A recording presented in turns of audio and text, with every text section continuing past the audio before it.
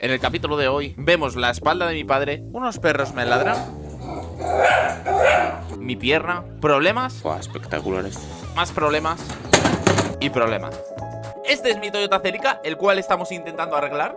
Cuando lo compré ni siquiera sabíamos si podía funcionar. Literalmente compré el coche sin poner ni el contacto. Aunque esto siempre es un problema, ya que di muchas sorpresas. Después de hacerle varias ñapas para saber si el motor merecía la pena, logré arrancarlo. Lógicamente había que arreglar el golpe que tenía. Después de enderezar parcialmente con las herramientas que teníamos, nos encontramos con otro contratiempo. Lograré buscar una solución. Cada vez hay menos unidades de este modelo en mi país, lo que quiere decir que las piezas escasean y son caras. Por lo tanto, se me estaba haciendo imposible encontrar las piezas que necesitaba. Pero os voy a dar un consejo. Cuando te estanques, ya sea en la vida o en un proyecto, haz algo, lo que sea, pero hazlo. Así que eso fue lo que hice. Hay que darle una buena limpiecita al motor porque está completamente sucia y es normal que también se quede un poco pillado el motor de arranque. Mirad cómo está esto. O sea, ha estado parado a la intemperie y con muchísima humedad. Por lo tanto está todo completamente sucio.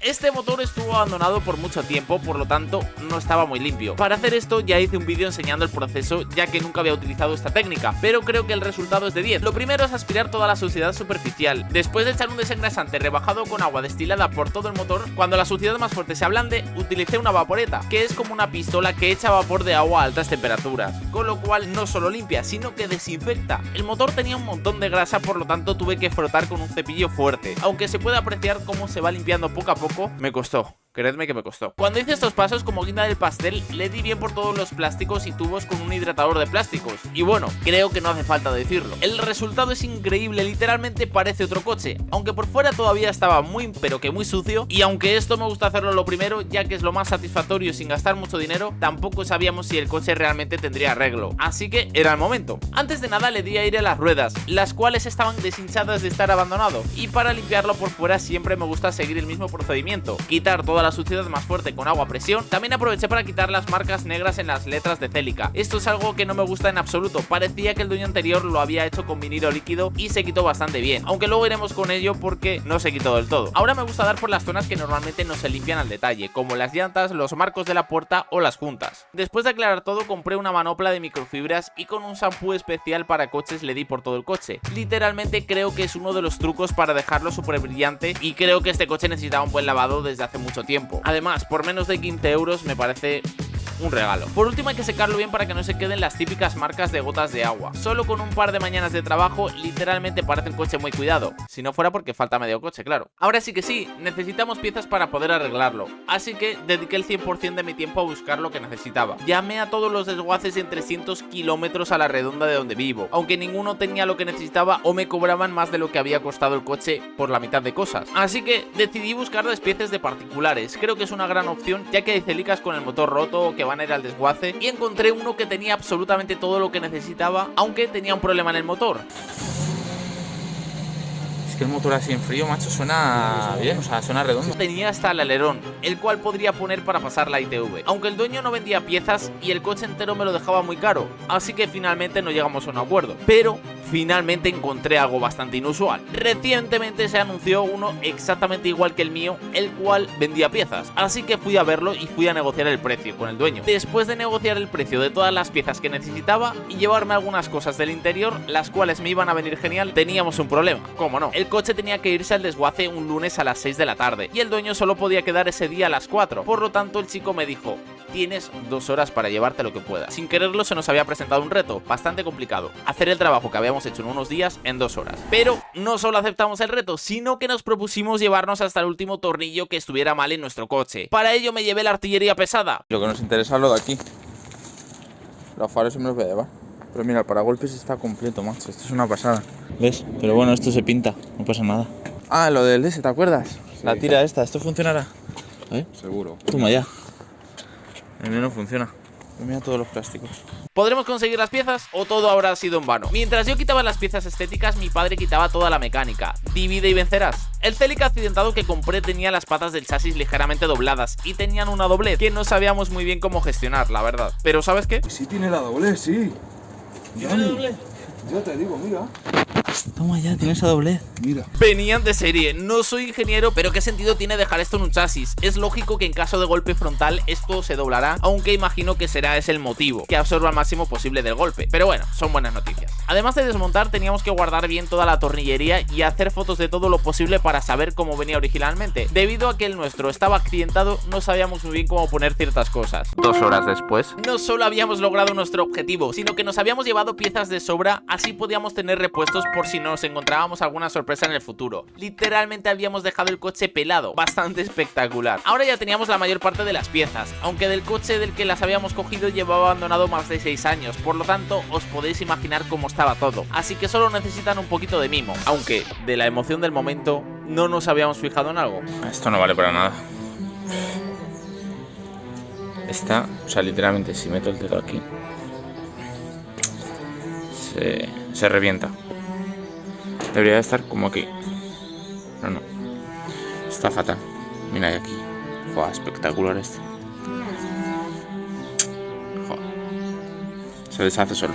Aunque el resto de piezas estaban en muy buen estado, los radiadores no servían de nada. Justo lo que más necesitábamos. Algo que me funciona muy bien para limpiar las piezas en general de forma fácil es echarles bien de desengrasante, dejarlo actuar durante un momento y después darle bien por todas las zonas con la Karcher. Aunque después tendremos que detallar con un trapo y es algo bastante satisfactorio.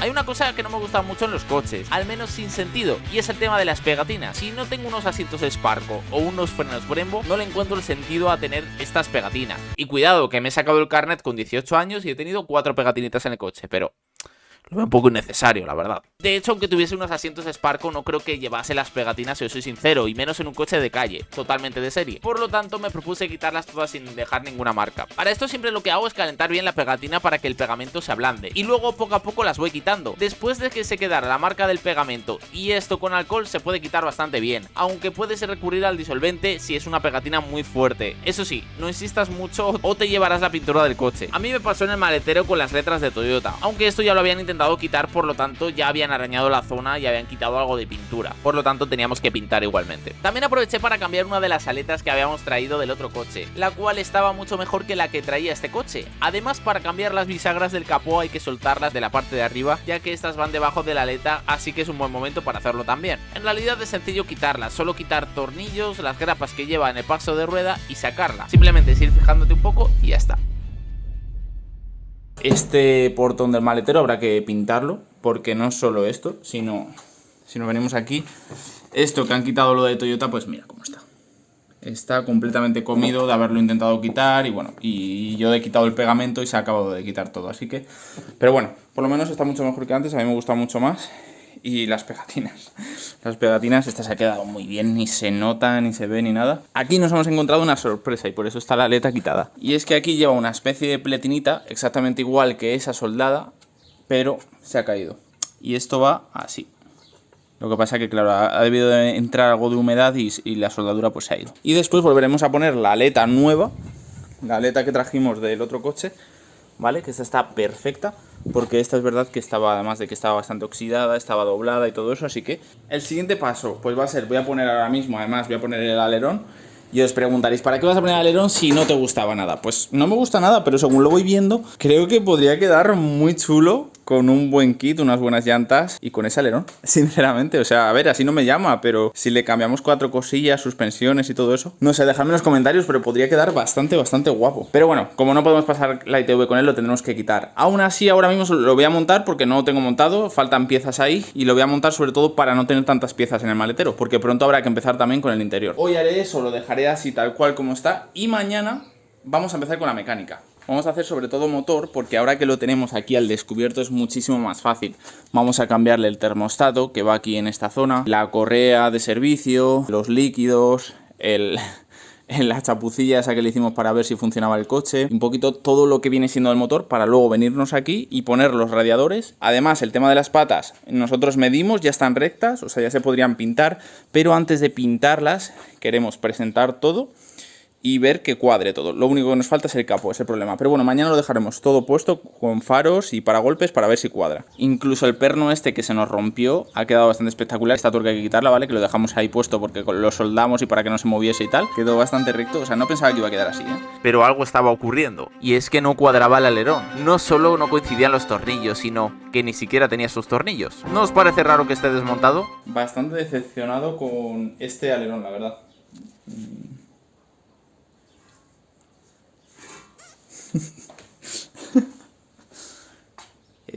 Creo que ya entiendo por qué tenía esto desmontado. Es bastante feo, ¿eh?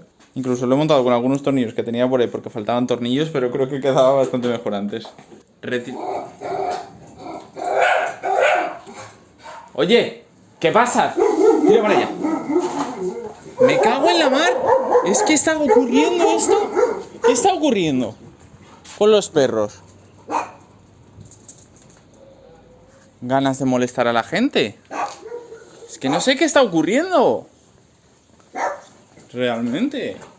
No dejan grabar esos perros, la verdad. Bueno, lo dicho, no sé por dónde ir. Desde ahora mismo queda a la venta este alerón por unos 5 euros aproximadamente. Saludos. Esta pieza realmente no haría falta ni ponerla, pero lleva la posición de la zona de la puerta, lo que quiere decir que no estaría alineada con la aleta, y aunque en ocasiones no sepamos lo que estamos haciendo o no tengamos las herramientas adecuadas, estamos intentando hacer un gran trabajo y dejarlo lo más original posible. Así que después de ver la espalda de mi padre... Ya está. Mira. Muy bien. ¿Eh? Buen trabajo. mi pierna...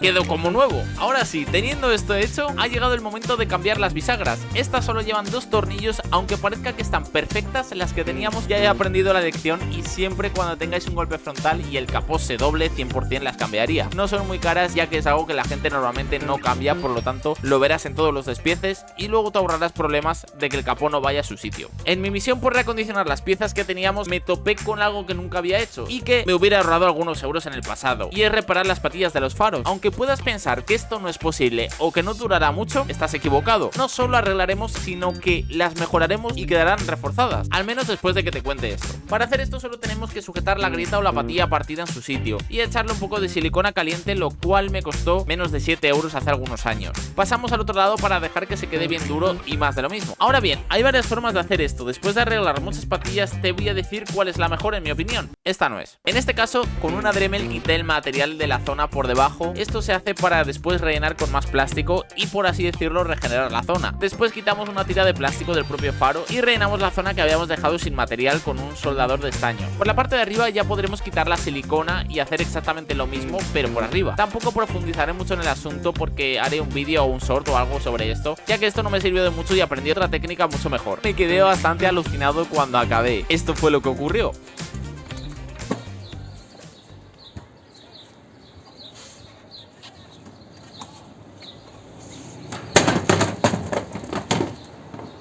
Puede que me lo buscase, no te voy a engañar. Lo importante es que lo solucioné y quedó bastante espectacular. También los faros estaban realmente feos, por lo tanto siempre me gusta pulirlos y dejarlos como nuevos. De esto ya tengo vídeos en el canal, por lo tanto no profundizaré mucho en el asunto. Con lijar el faro completo con 3 números diferentes, desde el más grueso como 600 por ejemplo, hasta el más fino como 1000 por ejemplo.